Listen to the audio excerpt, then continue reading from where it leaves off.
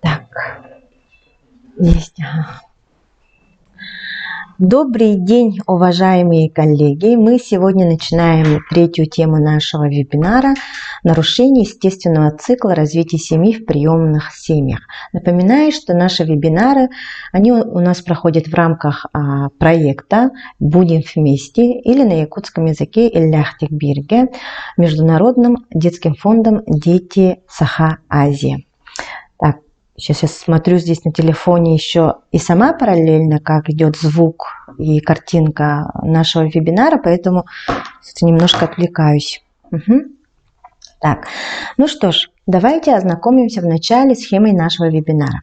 Сначала я вам даю краткую картинку о естественных этапах развития семьи. Дальше мы делаем анализ каждого этапа развития семьи и особенности их прохождения в семьях, где усыновили ребенка. Да? Вот здесь бы я хотела сделать один акцент. Да? Хотя тема у нас звучит как в приемных семьях, да? Но мы в прошлый раз с вами говорили, что в приемные семьи имеют ограничения, которые накладываются как бы нормотворческими моментами, это возможность временное содержание ребенка, да, и поэтому не всегда вот этот момент, то, что родители и дети знают, что они временно находятся, да, может как бы запускать другие психологические закономерности, и этапы развития, они могут просто проходить по-другому. Потому что люди воспринимают конечность как бы своей совместной взаимодеятельности. И поэтому сейчас, когда я буду говорить, то в первую очередь буду иметь в виду семьи, которые уже усыновили детей. Третий момент – это диагностика и коррекционные упражнения. Они будут идти параллельно на этот раз на каждом этапе, чтобы была, вот, знаете, такая конкретность и точечность восприятия информации. Что ж, проходим дальше.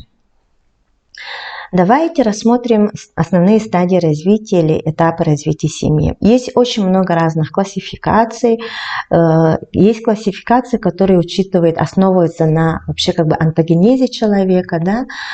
Я же взяла именно такую классификацию, где имеется в виду основой послужила семья как система и семья и различные этапы, ее различные этапы с детьми разного возраста и с уходом семьи, самостоятельной жизнью детей. Потому что для нас это более актуально и важно, чем, скажем так, жизнь супругов. Да? Что ж, давайте посмотрим. Время монады – это первый этап. Это практически вся жизнь любого человека. И есть на каждом этапе мы достигаем некоторое определенное новообразование или цель, да, которая решается на этом этапе.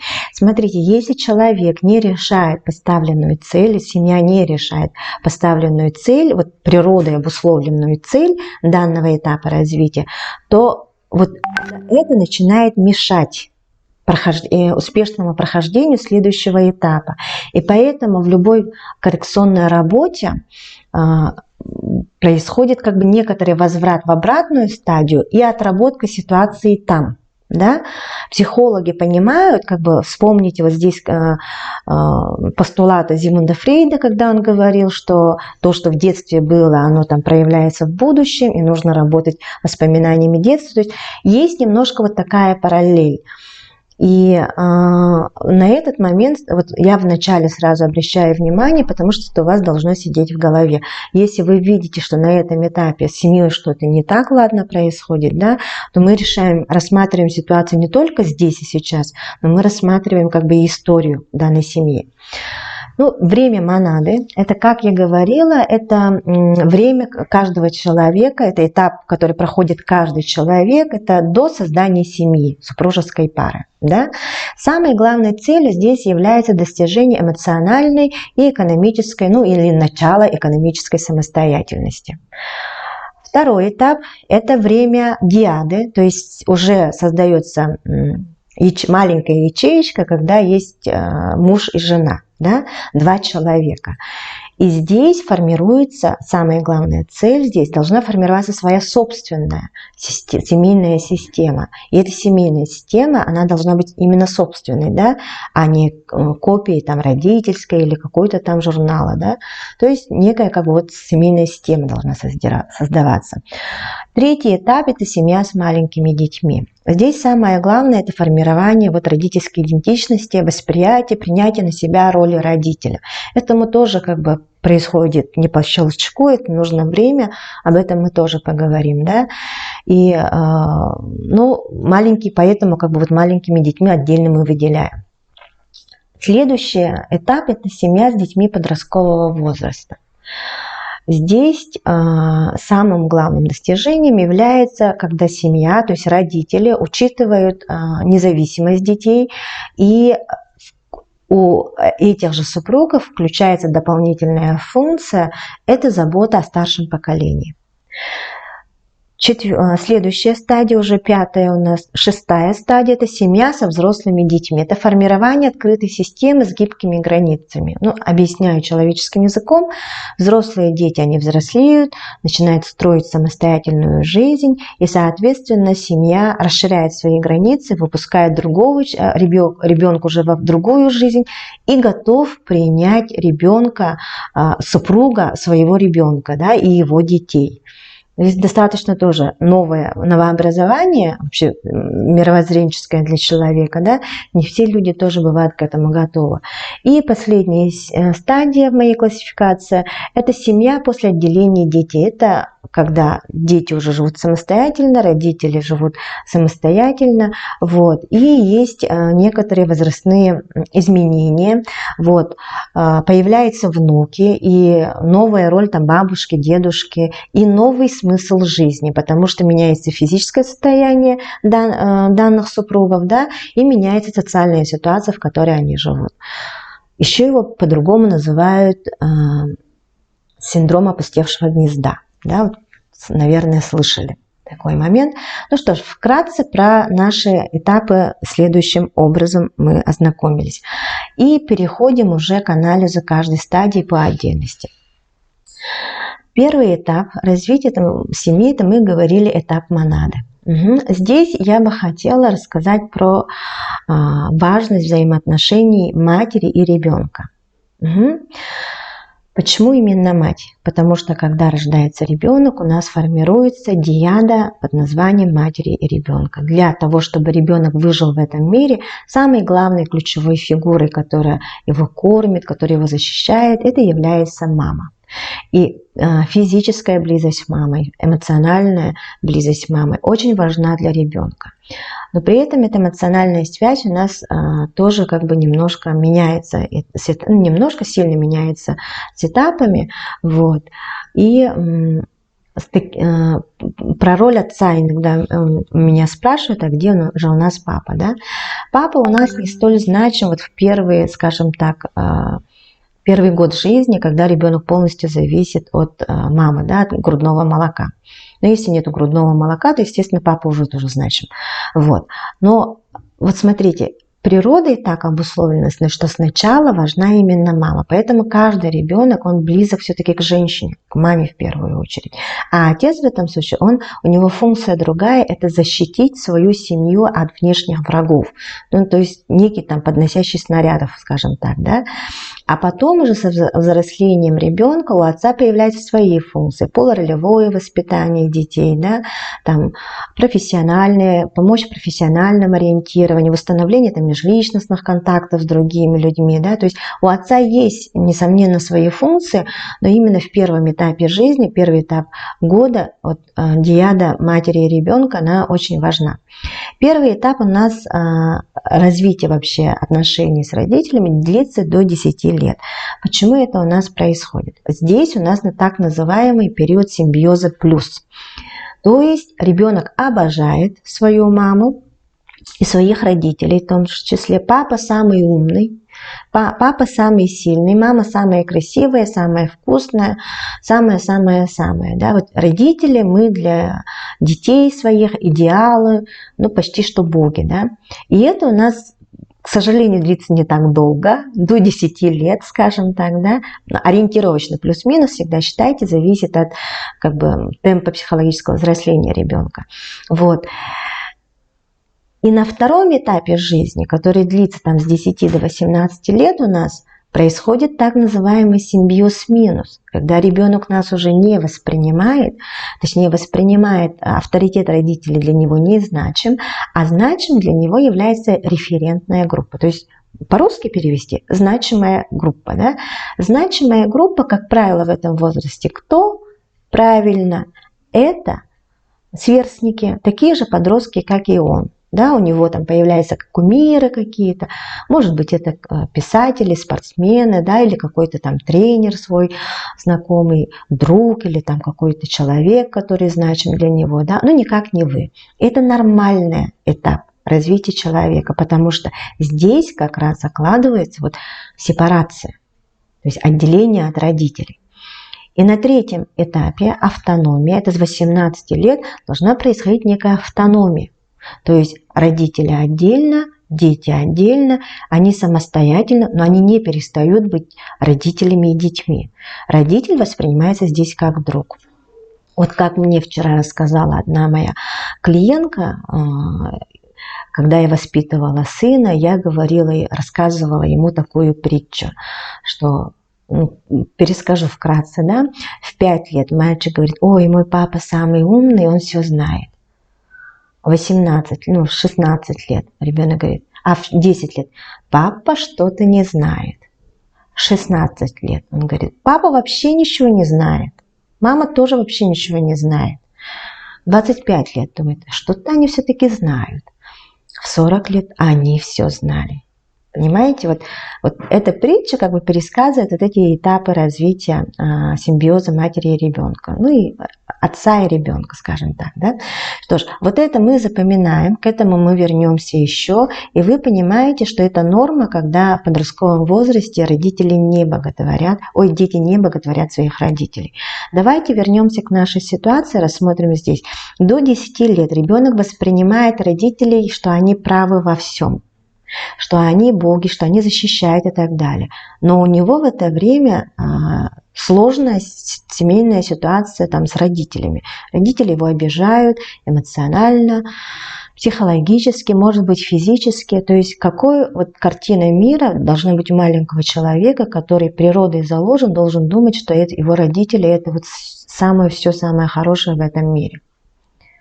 Здесь возникает уже как бы базовое недоверие к миру. Мир плохой. Миру нельзя доверять. И вот этого ребенка мы берем в семью. И нам нужно ему объяснить, что не мир плохой, а некоторые части этого мира, они плохие. Второй этап – симбиоз минус. Незначимы как бы родители, значима референтная группа. Но мы взяли, может быть, мы взяли ребенка в этом возрасте. Ребенок наконец-то расслабился, он почувствовал доверие к родителям, он хочет быть с родителями, да, и он восполняет, компенсирует все то, что у него было. У него практически нет референтной группой становятся родители. Какой риск мы имеем? Мы имеем риск, что у нас сепарация не произойдет, что родитель будет очень психологически связан со своими вот приемными родителями в будущем. То есть угроза для его будущей собственной семьи. Да, то есть всегда вот понимаете, что монета имеет как бы две стороны. Да? Ну и третья стадия – это автономия. Да? Мы взяли ребенка, он автономен вообще. Изначально вот он автономен. Родители тоже автономны. Возникает вопрос. Они уже автономны, этот уже давно автономен. Смогут ли они создать единую семейную систему? Или наоборот. Наконец-то человек встретил, ребенок встретил людей, которые могут разделить с ним ответственность, защитить его от внешнего мира. Он перекладывает ответственность на родителей. Будет ли у него собственная автономия, опять же? Вопрос в этом, да? То есть Этапы, у каждого этапа есть своя задача, и эта задача должна выполняться. Если она не выполняется, то она идет на следующий этап. И мы работаем именно с диагностикой. Если здесь что-то не происходит, похоже очень на предыдущий этап, то мы возвращаемся к предыдущему этапу и работаем быстренько, в течение короткого времени должны это пройти. Что ж, второй этап. Этап диады. Вот смотрите, да, вот, кстати, самая главная идея, то здесь какая была? Здесь идея была в том, что у наших родителей, супругов, да, которые будут родителями, у них должна быть автономия, собственно. Если у них не будет этой автономии, будет симбиоз плюс или симбиоз минус, да, то у них не будет своей собственной семейной системы. А отсутствие своей собственной системы – это хаос. А ребенку для того, чтобы развиться как бы нормальной личностью, скажем, да, нужна стабильность и уверенность. Стабильность, уверенность. Да? Если этого нету и системы как таковой нету, приходит родительская семья с одной стороны, вносит свои правила, приходит родительская семья с другой стороны, вносит свои правила, и семья вот так шатается, да, то, естественно, никакой уверенности, стабильности нету, и в первую очередь от этого страдают маленькие дети, у которых нету пока собственной я-концепции. Вот. Таким образом, у наших родителей, собственных супругов, которые усыновляют ребенка, у них должна быть уже собственная автономия от своих родителей. Это очень важно. Это важно для любого человека, который создает семью. Здесь скажу один момент, да. Если вот взрослый человек, да, прямо хочет угодить своим родителям, уже пожилым родителям, да, постоянно их слушается и так далее, да, то что у него было в детстве? Как правило, у него бывает симбиоз минус. Мама его не воспринимала, родители его не воспринимали, то есть считали, что как не слушали его, не было такой связи хорошей, да, то всю жизнь этот человек потом пытается, как бы, знаете, вот симбиоз плюс, первый этап, он все-таки там застаревает, и он все время находится в симбиозе плюс. Он хочет внимания, он хочет любви, он хочет как бы признания своего со стороны своих родителей. И поэтому он всю жизнь как бы отрабатывает данный сценарий. Понятно, да? То есть вот это застаревание, оно о чем говорит? Ну, давайте перейдем. Представим, что наши родители все-таки нормально сепарировались, они автономны, создали свою диаду, свою семью. А у нас, мы в прошлый раз говорили, что есть семья как система, да? Угу. Вот мы слайд с нашего прошлого вебинара. Напоминаю, что семья как система – это как бы семья, это не сумма частей, 2 плюс 2 это не 4. То есть здесь начинают играть какие-то надзаконы, изменение какого-то части, то есть изменение там, социальной ситуации одного члена семьи, к примеру, там, потеря работы папой, да, влияет на всю семью. И семья, как бы все элементы, они взаимосвязаны из-за того, что из-за этого, если что-то происходит, какое-то изменение в одной семье, то происходит изменение во всей семейной системе. Ну и напоминаю, что если это маленький ребенок, то смысл, как бы вот когнитивные процессы у него не развиты, соответственно, мы работаем уже с его родителями. Да? Вот, напоминаем. И здесь давайте смотрим. Угу. То есть у нас есть две родительские системы, в которых воспитывались два человека. Да? Семья, родительская система 1, родительская система 2. Эти системы взаимопроникают, так как их приносят два человека, которые являются продуктами этих двух систем, и создают свою новую систему со своими какими-то правилами, со своими ценностями, со своими какими-то вот желаниями, да, эмоциональным тоном. И здесь, смотрите, да, все равно точка опоры – это родительская семья, это понятно, но все равно появляется что-то новое. Угу.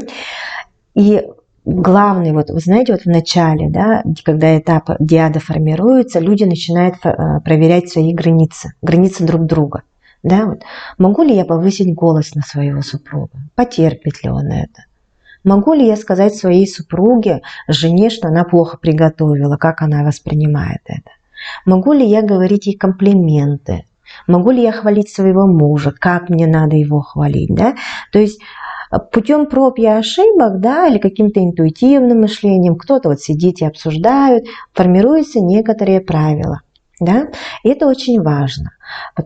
Но, к сожалению, не все семьи так делают, и эти правила, знаете, такая тихая война идет, и она из-за того, что она не разрешается, вот эти ситуации, они могут протекать очень долго, даже после рождения детей и так далее, да. Это не есть хорошо.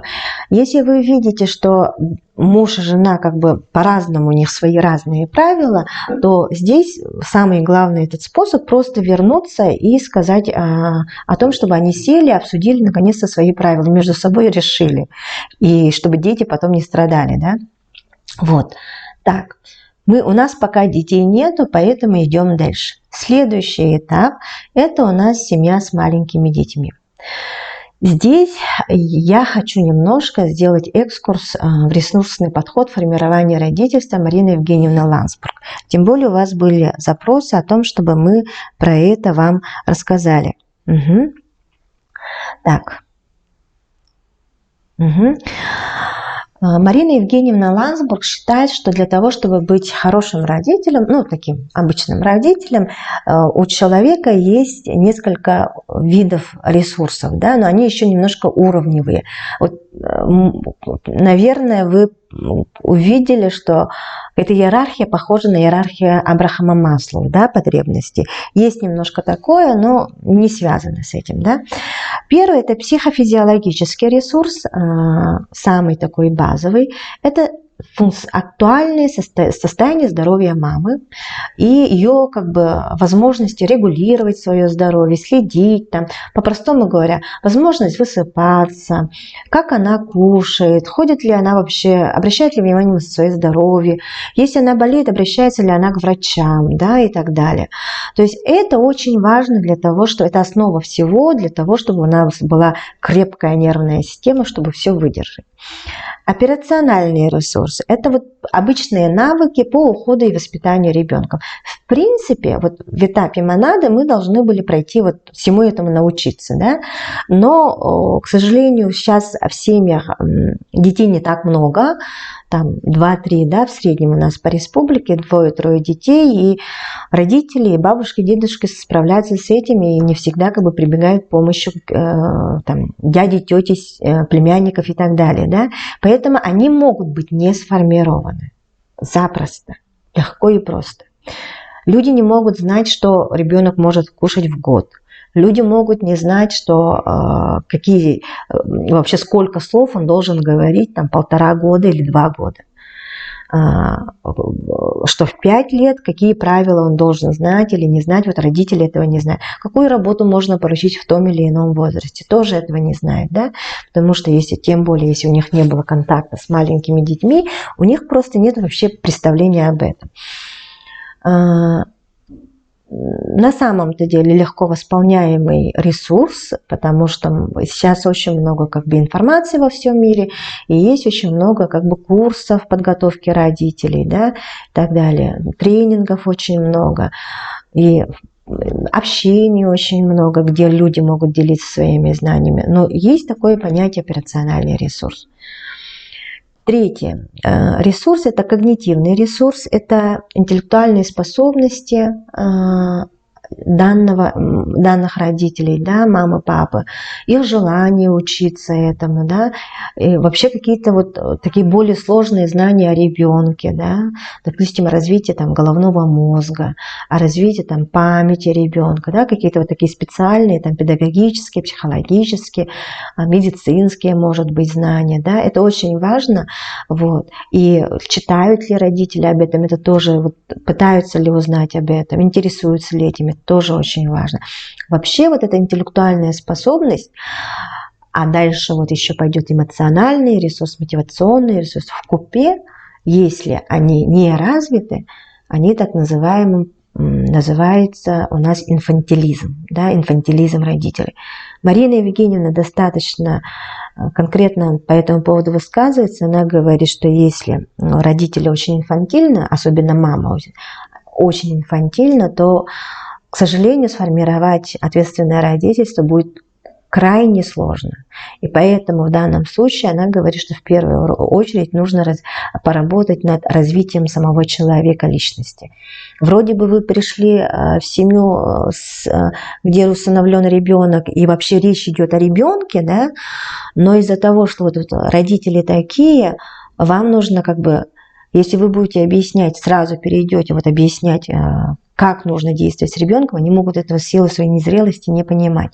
И поэтому вам, вроде бы вы занимаетесь не тем, но на самом-то деле вы занимаетесь тем самым.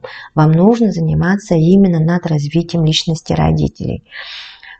Привлекать их разные там курсы повышения квалификации, обучение, лектории, наставничество, да, тренинги психологические, даже хорошие фильмы и книги, да, заставлять их читать какие-то такие духовные вещи. Это очень важно, интеллектуальные способности, вплоть до того, как бы работать над грамматикой, да. Это очень важно для того, чтобы человек личностно созрел, и тогда он уже будет сам анализировать свои поступки. Ну что ж, когнитивным ресурсом понятно. Эмоциональный ресурс – это вот эмоциональная компетентность, диапазон проявления эмоций, да, экспрессивность реакций, вообще уровень тревожности туда же входит, уровень агрессивности, ну и так далее и тому подобное. Плюс еще и волевые немножко качества, эмоционально-волевые. К сожалению, эмоциональная ригидность очень часто встречается. Диапазон проявления эмоций у северных азиатов, к которым мы относимся, он тоже достаточно узкий. Мы умеем выдерживать такое, знаете, лицо практически, не знаю, главного индейца, наверное, да? Очень сложно бывает читать эмоции человека или там какие-то вот диапазоны именно у нас, да, но тем не менее, как ни странно звучит, вообще как бы традиционно в якутской культуре не было такого, чтобы на ребенка кричали, повышали голос, да, то есть не было такого широкого диапазона, что ребенка там унижали, ну не унижали, а ругали именно, ты плохо сделал, да, там, и так далее. Но именно благодаря каким-то невербальным моментам, особенно взгляду, да, дети чувствовали, как бы, что их депривируют, да, лишают этой эмоциональной поддержки, или наоборот, эмоционально их поддерживают. Очень как бы принятое в нашей культуре поглаживание, да, по голове ребенка, поцелуи наши якутские, да, когда мы нюхаем. Другие считают, что мы нюхаем, а на самом-то деле мы дух впитываем ребенка, да. Это все элементы эмоциональной как бы поддержки. Эмоциональная депривация тоже очень часто бывает, когда родители делают вид, что они не видят своего ребенка. Вот я тоже замечаю на своих консультациях, что редко, но все-таки встречаются такие люди, которые сохранили вот эту традиционную особенность. И даже вот когда совместное у нас занятие проходит, мама с ребенком рисует, маме что-то не нравится, как ребенок рисует, да, вот, то есть, и мама начинает показывать своим взглядом о том, что, как, знаете, прячет взгляд, смотрит в другую сторону, лишает ребенка вот этой эмоциональной поддержки взгляда. Вот. Ну что ж, эмоциональный ресурс, вот он, вы знаете, он, вот видите, он настроен на мелочах. И самое главное, он объясняет вот возможность человека эмоционально сопереживать и видеть эмоциональные реакции другого человека. Почему это важно? Потому что когда мы берем маленького ребенка, особенно чужого ребенка, с которым как бы вы еще не так знакомы, да, вот у вас совсем, вы познакомились с ним месяц назад, да, и очень важна вот эта эмоциональная гибкость родителей, который умеет и готов следить. Здесь самое главное навык для того, чтобы был эмоциональный ресурс, это умение наблюдать за внешними проявлениями и быть включенным. То есть не сидеть с телефоном вот так, да, а рядом ребенок лежит. Это о чем вы, о какой эмоциональной включенности может быть речь. Это умение матери просто отложить свой телефон и смотреть за своим маленьким ребенком, который здесь лежит. И только тогда мама будет понимать, что вот такое движение означает это, что вот такой плач означает это, да, и эмоционально показывать. Мамам, да, вот всегда как бы вначале нужно гиперболизировать свои чувства, да, то есть уси-пуси, да, наши там всякие игры, поцелуйчики, они такие, знаете, громкие, они продолжительные, материнские, да, эмоции тоже такие, немножко такие, знаете, чтобы с чувством, с толком, расстановкой, чтобы ребенок понял, что это неправильно, да, и так далее. Когда ребенок растет, естественно, все это как-то вот быстро проходит. А если ребенок маленький, да, до 3 лет, вот это нужно как бы с чувством, с толком, расстановкой делать, и эмоции должны быть гиперболизированы. Многие женщины, которые эмоционально зажаты, себе этого не позволяют. И им нужно объяснить, зачем это надо. А зачем это надо? Потому что ребенок, кроме эмоций, пока он не говорит, пока у него мозг нормально не сформирован, он ничего не понимает. Ребенок живет здесь и сейчас. Если вы с ним договоритесь с 2-летним ребенком, что сейчас он покушает конфетку, а вечером просить не будет, вообще это разговор ни о чем, потому что у него время вот здесь и сейчас. А вечером это уже другой день. Он искренне будет не понимать, что вы, о чем вы вообще говорили. У него даже понятия времени может, вечера может не быть, да? И поэтому дети воспринимают эмоции, самое главное, вот сильные эмоции, главные эмоции, и эмоции для них есть пища от внешнего мира. Поэтому мы учим маме и говорим маме все время, да, что вам нужно как-то вот эмоции проявляйте сильнее, любите там громко, да, там и так далее, целуйте его часто. Если вы говорите, что учите его что-то не делать, пусть прямо не надо, то есть вот такая гиперболизация идет, не надо так делать, это плохо, да. То есть я же не буду так говорить ребенку 14 лет, а ребенку 2 лет я буду так делать. Что это такое? Это прием гиперболизации. И пусть мамой мы говорим, что это нормально, потому что так ребенок воспринимает мир. Ну и последний этот наш ресурс по Марине Евгеньевне Ландсбург – это мотивационный ресурс. Личностная зрелость, позиция родительства, я-концепция, место материнства в иерархии ценностей, потребностей. Тут мы сразу вспоминаем мотивы, да, усыновления, про которые мы говорили в первом вебинаре. Смысл материнства, да, мотивация, там, усыновление ребенка. То есть это некий мотивационный ресурс, мотивы, по которым мы взяли ребенка. Вот. Если эти ресурсы все есть, то значит все хорошо. Но они могут, там кто-то сильнее проявлен, кто-то меньше проявлен. В этом как бы ничего страшного нету, но если вот то, что меньше проявлено, всегда мы над этим работаем. Вот видим, да, разговариваем с мамой, понимаем, что не умеет она, персонального ресурса нету. Советуем ей какие-то моменты. То есть у вас должны быть некоторые заготовки, где она может это получить. Вплоть до ссылок в сайте. Да? Психофизиологический ресурс. Что мы делаем? Мы приглашаем какого-то другого человека, чтобы помог там, или маме помогаем с таймингом. Эмоциональный ресурс. Мама эмоционально некомпетентна, да, то есть здесь, скорее всего, есть некоторые зажимы, может быть, да, гипотетически я говорю, лучше обратиться к психологу. Когнитивные ресурсы. Ну, мама интеллектуально не дотягивает, как я говорила, курсы, образование и так далее, и тому подобное. КВН устраивайте между приемными семьями, да, брейн-ринги устраивайте попроще, да, чтобы они приходили, побеждали, сплачивались и сами росли в том числе, да. И мотивационный ресурс – это вот уже как бы экзистенциональные беседы. Как ни парадоксально, здесь может работать не только психолог, но и любой специалист, потому что в любом случае специалист – это человек, его позиция в мире очень важна для того, чтобы делиться своим опытом. Так, ну давайте посмотрим, какие специфики есть в семьях, усыновивших маленьких детей. Да? Здесь я под маленькими детьми понимаю детей до подросткового возраста. Так, в нормальных семьях рождается ребенок, появляется идентичность позиции родителей.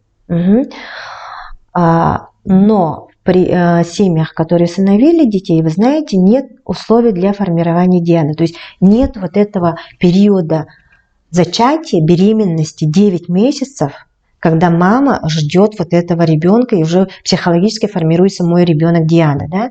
И вот этот момента нету, диады нету, и диада формируется очень быстро.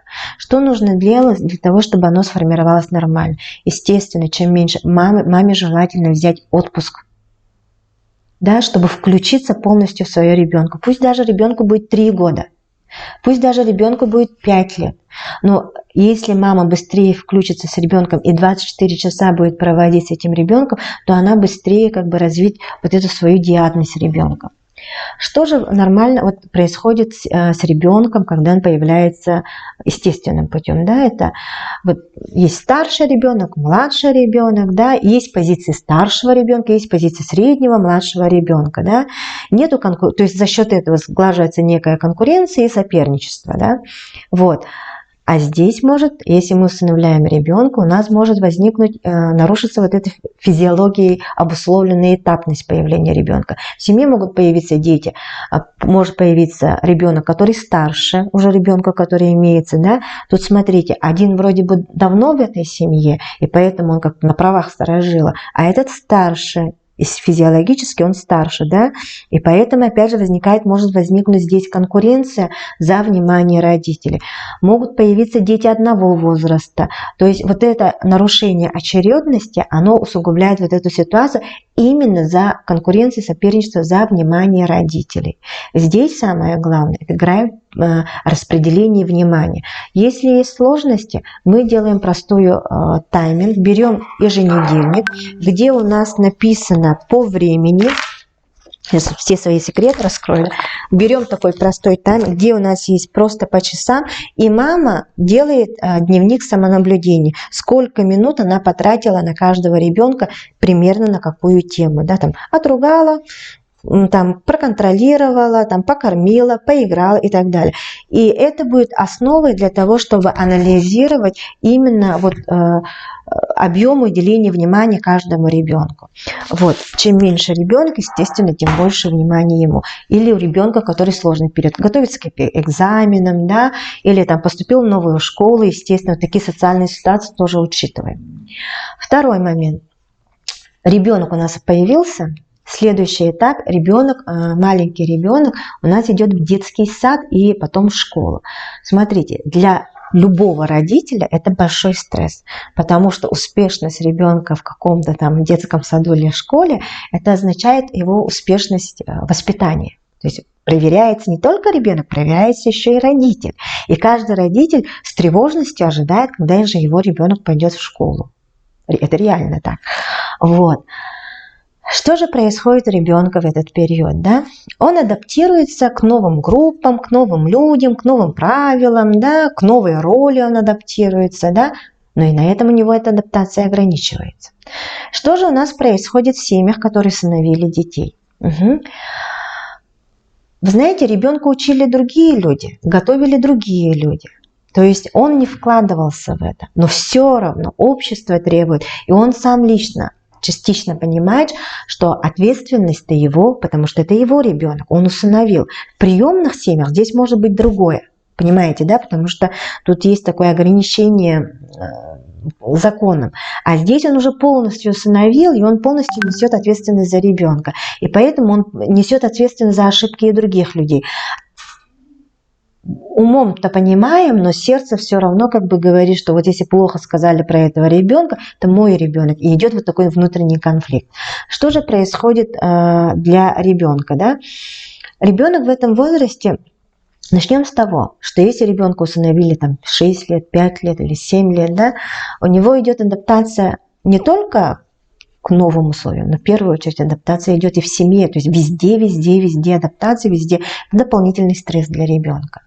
То есть он должен дополнительно как бы очень много усилий на это тратить. Притом дети могут отставать в развитии в этом возрасте, да, и потом оно в принципе как бы может там дети 2-3 лет отстают, это в принципе очень быстро компенсируется, может даже до школы, да, а если уже в школьный возраст взяли, и он отстает, да, то он компенсируется не столь быстро, потому что он уже 6 или 7 лет прожил на этом свете и упустил очень большой этап своей жизни, да, важный для формирования головного мозга. Он тоже компенсирует потом, но это будет идти медленнее. И здесь самое главное, естественно, не требовать ребенка, если нет возможности, способности ребенка там суперских оценок, да, в школе. Вот. И Ну, таким вот образом, да, то есть видно, да, что здесь есть отличие от простой семьи, и то, как бы нормальной семьи, это в любом случае идет как бы переход в детский сад, школа, это определенный этап развития, стрессы, да, то в этом случае они у нас еще усугубляются тем, что он у нас как бы упустил некоторый момент, который мы не знаем. Так, давайте посмотрим, да, что мы можем сделать по диагностике и коррекции. Мы работаем над 3 качествами: сенситивность, респонсивность и субъективизация ребенка. Это Марина Евгеньевна считает, что это 3 самых главных качества. Вот их достаточно, вот если они будут, это достаточно для того, чтобы быть хорошим родителем. Что такое сенситивность? По-русски это чувствительность к своему ребенку. Вы понимаете, что если он так сделал, то хочет в туалет. Если он так смотрит, то ему это не нравится. Да? Если он так глазки как-то вот так сделал, значит, он хочет спать. То есть вы чувствительны к своему ребенку. Респонсивность – это ваша вариативность ответных реакций. Да? То есть у вас не только вот соску дать. Кстати, это формируется пищевая зависимость, то есть будет пищевое поведение, и в будущем могут быть какие-то нарушения в пищеварении ребенка, да, там гормональные сбои могут быть. Есть такие родители, которые могут удовлетворять потребности ребенка одним способом – это давать ему соску. Это значит не респонсивно. Если у родителей есть хотя бы 3 варианта, он называет, как он может утешить своего ребенка, это значит респонсивность есть. Да? Минимум 3 варианта. Вариативность. И третье – это субъективизация ребенка. Это вот даже в маленьком ребеночке видеть младенца, видеть личность. Что хочет этот ребенок. Не то, что я хочу, да, или мне так кажется, а, видимо, он хочет. А тут уже нужно следить как бы за речевыми оборотами матери. И папы тоже, ну, всех людей, которые его окружают. Какие диагностики мы можем сделать? Рисуночный тест. Буква Т потерялась. Я и моя мама в детстве, я и моя мама сейчас, я и мой ребенок. Это, смотрите, это инструкция. 3 рисунка рисует один человек. Я и моя мама в детстве, я и моя мама сейчас, я и мой ребенок. Угу. Что нам это даст? Я и моя мама в детстве будет повторять рисунок «я и мой ребенок». По характеру рисунка мы с вами смотрели, анализировали, как можно проективные рисунки интерпретировать. Да? В принципе, эти правила отражаются и здесь. Вы смотрите, что же здесь неправильно идет. Я и моя мама сейчас, это рисунок даст нам ответ, как сейчас вот отработали ли 2 взрослых человека свои психологические проблемы. Угу. Но там важно нам именно, вот смотрите, узнать вот этот момент. Вот этот симбиоз плюс, симбиоз минус или автономия. Да, у этого, по идее, должно быть автономия. Так, следующее, что мы можем сделать, проверить вот как раз сенситивность, респонсивность, субъективизация, спрашивать такие вопросы: что чувствует ваш ребенок, что ему нравится, не нравится, меняется ли его поведение с разными людьми, неважно от возраста. Вообще вот эти вопросы Марина Евгеньевна задает беременным женщинам. У нас же проще, у нас уже есть целый человек, да, и вот смотрим на то, что без вашего как бы предложения женщина должна давать как минимум 3 разных ответа, варианта. Вот если вы говорите, ну, а еще что, и она вот говорит, да, а если вы намекаете, при этом она подхватывает, это, знаете, уже такой уровень средненький. Намекаете, не подхватываете, значит, нет этого качества. Работаем над этим. И третье, вот то, что я говорила про ресурсом распределения ролей. То есть мама, вот если мама за все сама делает, естественно, у нее не будет психофизиологического ресурса. И тайминг матери, да. Смотрим время, кто на что тратится, распределение ролей между детьми, между другими членами семьи, может быть, да. Вот. Смотрите, если у нас страдают вот эти качества сенситивности, респонсивности, субъективизации ребенка, то лучше сразу вы это поняли, увидели, обратиться к психологу, который будет уже составлять индивидуальную карту развития матери. Наша с вами задача, чтобы она была взрослым человеком и сама себя анализировала. Вот идеальная семья. Младенец, диада, мама, ребенок, а вокруг это все, как бы, вся семья. У меня здесь папа, муж точнее, да, и есть бабушка, дедушка с одной стороны и бабушка, дедушка с другой стороны, 5 человек, да, там их может быть разное количество, они могут меняться. Ну, диада, мама и ребенок, да? Угу. Так, смотрим. Ребенок у нас растет и уже до подросткового возраста зашел. У нас не только диада, мама и ребенок, как я говорила, у нас уже есть отец. Смотрим, как происходит это в нормальных семьях. Принятие самостоятельности ребенка. У ребенка формируются некоторые представления о себе, или мы, психологи, говорим, начинает формироваться я-концепция. Что же у нас происходит в приемных семьях? Родители не знакомы с особенностями характера ребенка. Да, вот взяли ребенка подросткового возраста, его знаниями, умениями и навыками. И они не могут, не зная его, давать как бы вот эту долю самостоятельности. Может ли он сам уроки делать? Неизвестно. А какие уроки он может сам делать, какие нет? То есть нужно время, да? То есть, смотрите, если я не знаю, то, естественно, не будет самостоятельности. А по возрасту, физиологии-то уже надо, чтобы ребенок был самостоятельным, и у него будет такой внутренний конфликт. И у родителей будет такой взрослый, а ничего не умеет. Такой, знаете, подсознательный. Нарушается, естественно, вот подсознательной природой заложенный цикл развития семьи и ребенка. И здесь уже может быть конфликт. В таком случае, если мы не взяли подросткового ребенка, мы им объясняем, что это нормально, вот то, что вы не нервничаете, потому что это естественное развитие. Но наша ситуация, она другая, поэтому нам нужно время. Ну, давайте рассмотрим адаптационный период, это 6 месяцев. Вам дадим, через 6 месяцев, скорее всего, уже будет так, как вы хотите. Угу. Что же будет с ребенком? Ребенок подросткового возраста, есть варианты, он будет полностью отрицать, а есть такой вариант, когда ребенок будет делать то, что нравится его родителям, приемным родителям, да, точнее усыновителям. Мама там учительница, он скажет, я хочу быть учительницей. Папа там любит ходить на рыбалку, он будет говорить, я тоже хочу ходить на рыбалку. Но может он в душе как бы неизвестно, он хочет или не хочет. И это нормальное состояние, когда ребенок, вот видите, ищет защиту, доверие у этих людей. Угу. Это такой, знаете, механизм психологической защиты. Абсолютно нормально для любой психики ребенка подросткового возраста. И в данном случае тогда получается, что ребенок может запутаться в своих предпочтениях, да, и это повлияет именно на профессиональном самоопределении, становлении его как личности. Опять же, нам нужно время для того, что если мы увеличиваем количество общения между родителями и детьми, да, тогда вот этот этап быстрее пройдет. Они больше информации друг от друга получат, и тогда они будут уже друг друга как-то, знаете, взаимонаправлять.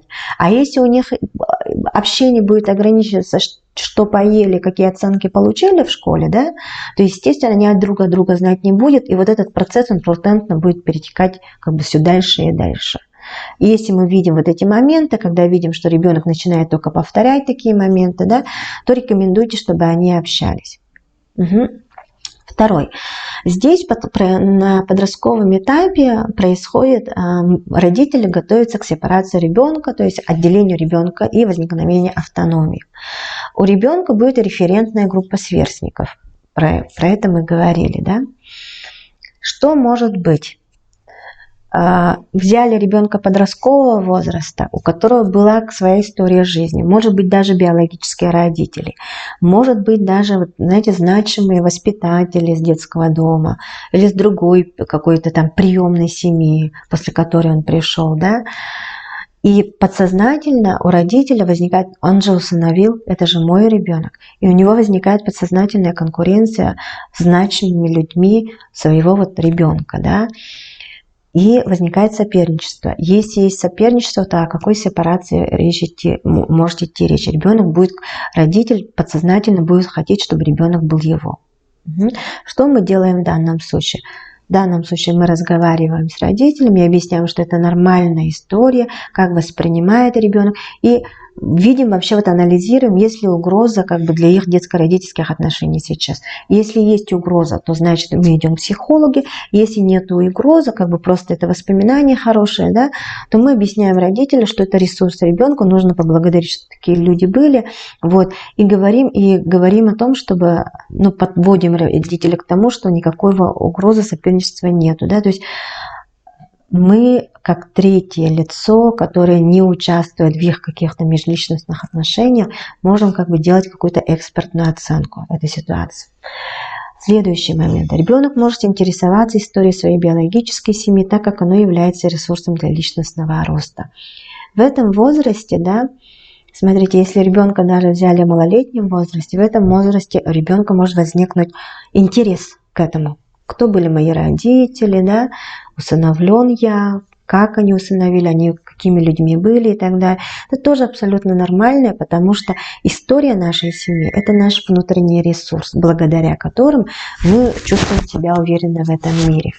Угу. В прошлый раз я говорила о коллаже, да, семьи.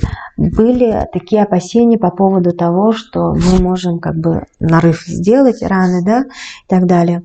Я ответила в группу о том, что это может быть, естественно, если такая травма большая и она острая, ее таким образом с помощью коллажа не решают. Там должна быть такая более компетентная, тонкая работа. Да? Если же, в принципе, травма отработана, то эту работу делаем. И притом вы понимаете, что они вот все делают как бы в безопасной ситуации. Есть вы, человек, который оказывает поддержку, есть родители, которые оказывают поддержку, да, и, возможно, хорошо будет для ребенка испытать, осмыслить некоторые, как бы свой прошлый травматичный опыт, когда рядом находятся люди, которые его поддержат, утешат, объяснят какие-то моменты, да, а не в одиночестве или там какими-то некомпетентными людьми, да. Вот, так что в этом случае нужно все-таки, я за то, чтобы ситуации отрабатывались, и в них они осмысливались, и они стали ресурсом человека. Вот, то есть история интересуется, это ресурс, поиск ресурса, это нормальное состояние, мы этому ребенку должны помочь. И родители в первую очередь, не психологи даже, а родители в первую очередь, родители совместно с какими-то специалистами. Так, вот это здесь я потом объясню, каким образом можно сделать. Третий момент, да, вот что происходит у нас в подростковом возрасте, это профессиональное самоопределение ребенка. Родители здесь имеют очень большую роль. Не психолог, который провел профдиагностику в школе, не классный руководитель, который организовал какие-то мероприятия. Вообще-то это ответственность родительская. Здесь у ребенка самоопределение, всякие поиски, он себя пробует, может красить волосы, да, и так далее, менять там внешний вид. И самое значимое, у него может быть первая влюбленность, да, вот, который не всегда перетекает в брак, а Эрик Эриксон считает, что это вообще как бы первая влюбленность, способ самопознания.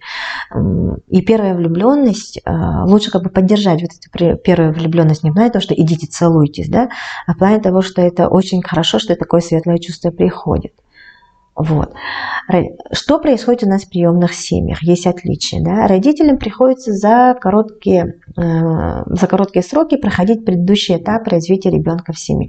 То есть для того, чтобы было профессиональное самоопределение, у нас есть некая история, своя семейная, да, вот нормальная семья, как там папа инженер, и ребенок тоже может, в принципе, стать инженером, да, династию некоторую продолжить. Вообще легко. Здесь же у нас как бы ребенок как бы неизвестная история, и нам в этом плане сложнее. И поэтому за короткий период приходится очень многое сделать. Плюс не забывайте, что у него были пробелы и по урокам, и в воспитании, да, и все это дело восполняется в короткие сроки. И родитель как бы беспокоен в первую очередь вот этим, как бы вот эти пробелы заполнить, да, а не то, чтобы там как бы способности его реальные посмотреть и так далее. То есть они могут как бы сказать, что ну, у него по-русскому более-менее нормально, он, наверное, пойдет в гуманитарий. А на самом-то деле у него учитель был нормальным, а склонности ребенка там точным наукам, да.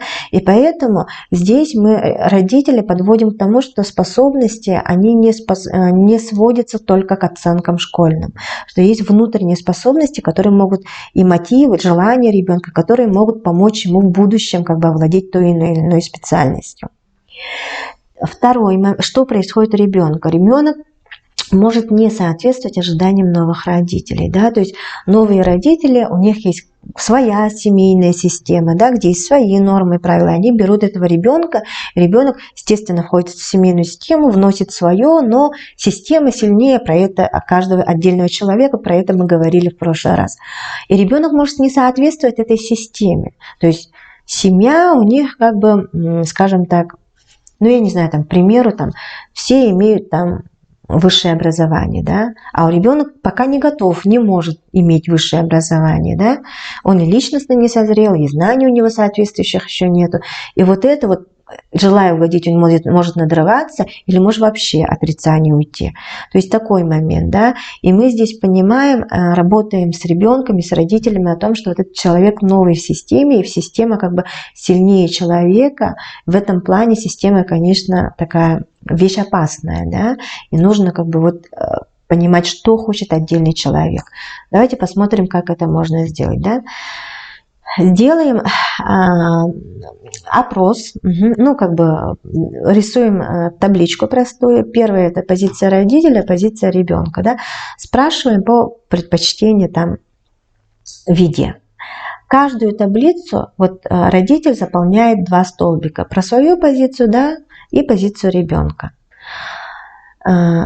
Какая у нас гипотеза? Если у нас позиция родителя, вот родитель пишет, да, я бы хотел, чтобы мой ребенок там кушал много там мяса, овощей, фруктов, да, и родитель же должен написать там позицию ребенка, да. Что, на ваш взгляд, любит ваш ребенок? Ну, вопрос примерно такой. Если родитель там пишет, он любит там мясо, овощи, фрукты, то есть повторяет свой ответ. Если идет 1 в 1, значит у нас нету субъективизации ребенка. И система, вот смотрите, работает система, а не рассматривается каждая личность. И позиции у нас такие проверяем. Про еду, самое простое, про режим дня, то есть любит спать, не спать, во сколько бы он проснулся, про друзей, про хобби, про профессии. Вот сидит родитель, пишет, да, вот я хочу, чтобы мой ребенок кушал то-то, мне кажется, что мой ребенок любит то-то. Ребенок сидит и пишет про себя: мой родитель хотел бы, чтобы я кушал это, я бы хотел кушать вот это. И вы вот смотрите, у вас получается как бы 2 таблицы, их сравниваете, и у вас будет виден ответ, где система побеждает, где личность, как бы учитывается мнение ребенка.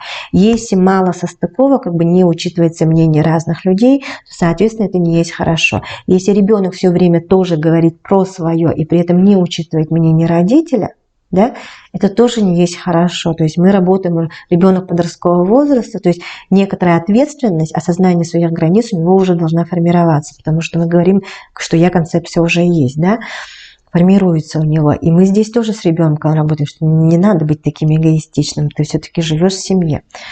Следующий момент, как мы можем работать, да, практически. Это информация об истории, замечательных людях района, населенного пункта, откуда ребенок родом, да.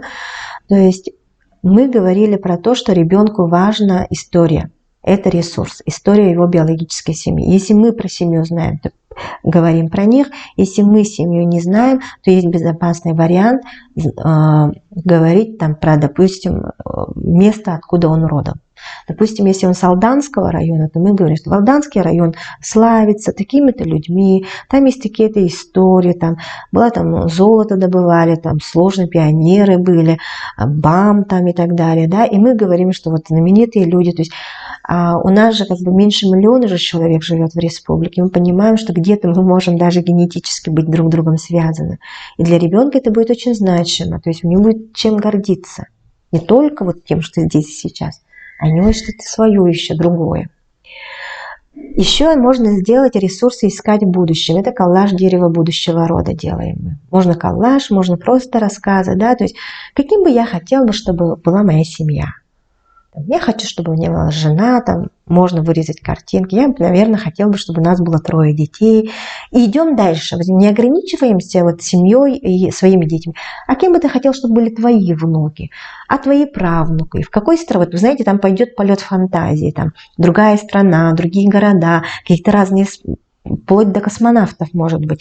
И мы понимаем, что это ресурс будущего. И мы говорим, что для того, чтобы твой внук был космонавтом, давай ты сейчас как бы не будешь курить, чтобы у тебя была генетика хорошая, да? Понятно, да? То есть вот это называется как бы перетягивание ресурса из будущего. Но для того, чтобы увеличить общение, когда говорили, да, чтобы быстрее пройти вот эти этапы, обычные настольные игры. Города и реки, как там было, там морской бой, лото, но ведь неважно какой, то есть совместные игры, они сплачивают там людей, да, брейн-ринги, КВН, всякие разные. Вот. Ну, мы практически заканчиваем. Особенности прохождения этапа с детьми, уже взрослыми детьми, да. Здесь происходит полная сепарация родителей от ребенка и создается своя диада. Вот. Что может быть? Родители могут не сепарироваться, потому что ребенок еще не готов к взрослой жизни, да. Вот. И ребенок может не стараться сепарироваться, потому что он как бы не хочет, не готов еще, чувствует вот это, да. Или есть другой вариант, это пусть жесткой сепарации, все, до свидания, я ушел, да. Второй момент, что происходит в нормальных семьях, да, тут одиночество вдвоем, синдром опустевшего гнезда, вот. А у ребенка это начало экономической самостоятельности взрослого человека. Здесь, по идее, как бы смысл жизни, да. Так, дальше принятие роли бабушки и дедушки, по идее, проходит, да, а у ребенка принятие роли родителей. Но здесь что у нас может возникнуть? Если когда родители уже повзрослели и люди берут детей маленьких, да, то есть мы понимаем, что возникает здесь ограниченность физических, материальных ресурсов. Вспоминаем ресурсный подход Марины Евгеньевны Лансбург. Да, тут психофизиологический ресурс будет страдать. Некоторые моменты когнитивного ресурса, то есть разрыв поколений большой. Да. Что будет у детей? Ну, то же самое, да, то есть формирование новой привязанности к родителям будет, да. И нужно понимать, что детям на самом-то деле без разницы, сколько родителям лет. 20, 30, 40 или 50. Для ребенка родитель есть родитель, да, и на этом обращать внимание больше общества, чем сами, собственно, дети. Поэтому вот такой момент как бы нужно помнить. Вот. И на этом мы заканчиваем. Ваше домашнее задание. Пожалуйста, найдите одного человека, мать, усыновившую детей там, или одного ребенка, чтобы она нарисовала, и она должна вам нарисовать 3 картинки. Я и моя мама в детстве, я и моя мама сейчас, я и мой ребенок. Напоминаю, что все рисунки рисует один человек. Домашнее задание отправляем на почту Сахаади с пометкой «Вебинары». Так. Все понятно, да? Интерпретация рисунков вы пока не делаете, но, точнее, не расписываете, вы мне отправляете только рисунки. А интерпретация рисунков делается по тем правилам, которые у нас были уже на прошлом вебинаре. Хорошо? Давайте я сейчас посмотрю, были ли у нас вопросы. Как это у нас включается? Так, посмотрим, были ли у нас вопросы. Спасибо, звук хороший. 6 участников, молодцы, сидят, слушают, да? Что делать, если у матери низкий когнитивный ресурс? Ну, еще раз говорю, что это, скорее всего, задача такая, знаете, учить, учить и учить. Курсы, обучение, всякое, читать книги, смотреть хорошие фильмы, да, то есть следите за этим, спрашивайте конкретно, какие фильмы вы смотрели последний раз, посмотрите вот этот фильм, читали ли вы вот эту книжку, то есть ваша задача просто подкидывать людям информацию для размышления. Каким способом можно выявить ребенка, если ребенок не желает души иметь приемной семьи, но ради сестренки или братика вынужден устраиваться в приемную семью? Каким образом выявить? Рисуночные тесты «Моя семья». Какой бы я хотела увидеть? Моя семья сейчас, кого он видит свою семью, да? Или какую семью бы ты хотела бы? Тоже анализируем там расстояние, размеры, штрихи и так далее. Все, вроде бы все, да, вопросов нету. Спасибо большое за внимание. И на этом мы сегодня заканчиваем. Жду ваших домашних заданий и увидимся в следующем месяце. Все, спасибо, до свидания.